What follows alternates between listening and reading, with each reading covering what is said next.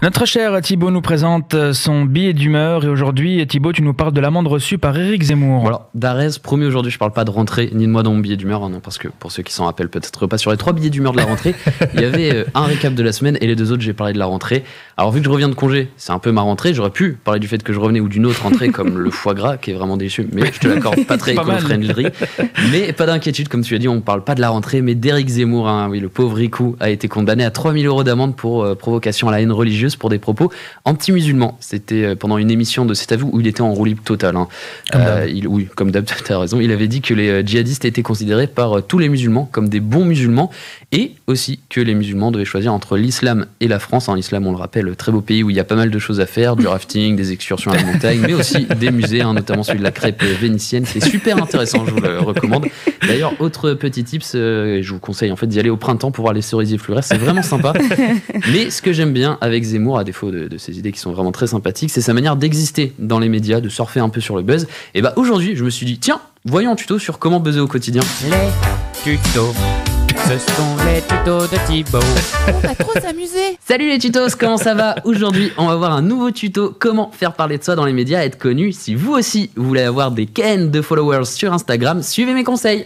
La méthode Zemmour. Diviser pour mieux exister. Voilou, la méthode Zemmour. Par exemple, imaginons, il viendrait ce matin, et bah voilà un exemple de ce qu'il pourrait dire. Darès, bah, c'est pas très belgo-belge, ça dis donc, tu vois. Laure, par exemple, beau prénom, ça nous rappelle le bon vieux temps, est-ce qu'on aille chercher en Afrique, c'est sympa. Avec cette phrase, les socio-écolo-gauchias seront offusqués, pendant que les personnes qui n'aiment pas trop les étrangers iront dans tous les bons libraires acheter vos livres, car on n'oublie pas, le bad buzz, c'est avant tout du buzz. La méthode Benalla.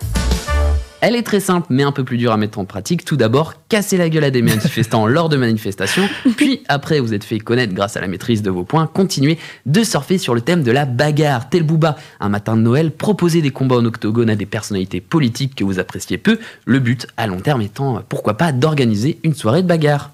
La méthode Trump.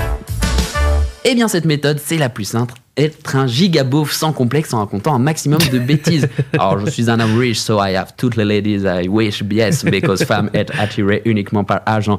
Évidemment, il y a tout plein de choses que vous pouvez mettre en place pour faire réagir l'opinion publique, comme proposer à l'Europe de libérer des djihadistes aux frontières européennes, ou bien de dire que le réchauffement climatique n'existe pas, car on le rappelle, le bad buzz reste du buzz, et le buzz, c'est utile pour être connu. Trop bien ce tuto.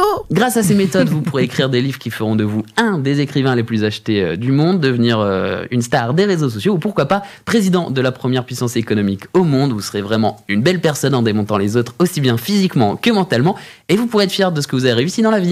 Les tutos, c'était les tutos de Thibaut. J'aime bien le jingle, je vais le rester, je vais le garder. Merci beaucoup Thibaut et à tout à l'heure.